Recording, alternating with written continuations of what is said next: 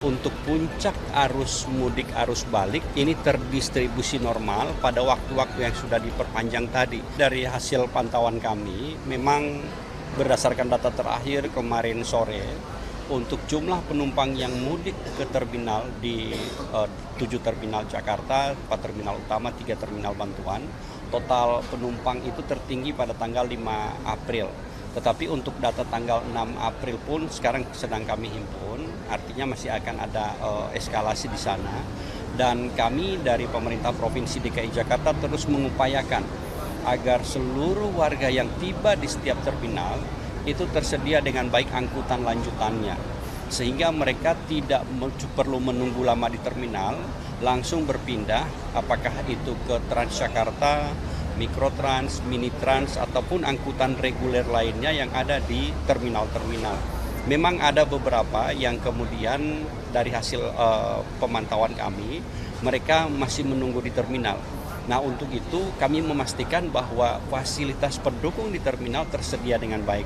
Ruang tunggunya cukup nyaman, kemudian tersedia juga toilet, termasuk mereka bisa ke kamar mandi misalnya untuk melakukan ganti pakaian dan seterusnya, itu kita siapkan dengan baik dan tentu kita harapkan masyarakat mudik dengan aman dan nyaman pada tahun ini. Masih ada perkiraan nggak sih Pak, masih berapa banyak orang yang nanti akan datang atau baru balik ke Jakarta? Ya, memang alhamdulillah pemerintah menetapkan ada perpanjangan waktu untuk work from anywhere pada tanggal 8 besok. Artinya untuk puncak arus mudik arus balik ini terdistribusi normal pada waktu-waktu yang sudah diperpanjang tadi. Seperti contoh pada tanggal 28 itu puncak mudik terjadi, tetapi dari sisi penumpang terjadi penurunan dibandingkan tahun 2024. Ada penurunan 0,4%. Artinya tidak ada puncak ekstrim di sana karena sudah terdistribusi sejak 22-23 Maret. Masyarakat sudah bisa mudik karena 24 mereka sudah bisa work from anywhere. Kemudian pada arus puncak balik pun demikian. Pada tanggal 5 April kemarin kami bandingkan dengan puncak pada tahun 2024 arus balik 15 April, itu puncaknya itu turun 22% dibandingkan tahun lalu. Artinya masyarakat tidak ada puncak balik ekstrim. Mereka memilih, masih ada waktu tanggal 8 libur, kita mundurkan kembalinya di tanggal 7 hari ini misalnya, sehingga besok mereka tiba di Jakarta dan kemudian bisa beraktivitas pada hari Rabu.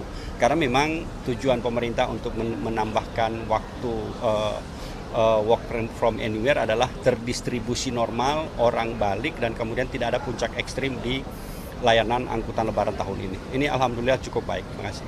Pak, terakhir Pak, ini kan kalau bisa tadi Bapak sempat mention terkait dengan transportasi lanjutan begitu ya Pak di beberapa terminal. Nah, tadi kalau bisa dilihat kan ada kesiapan atau tidak kesiapan dari setiap terminal itu untuk titik-titik penjemputan begitu ya Pak. Sehingga dari ada beberapa masyarakat yang kemudian memilih berhenti di pinggir jalan, turun di pinggir jalan, itu tentu bahaya satu. Nah, yang kedua kemudian dari Dinas Perhubungan sendiri bagaimana kemudian menatanya ataupun juga mengantisipasi sekalipun sebenarnya ini sudah mulai berkurang begitu ya Pak, orang-orang akan balik ke Jakarta. Ya, baik.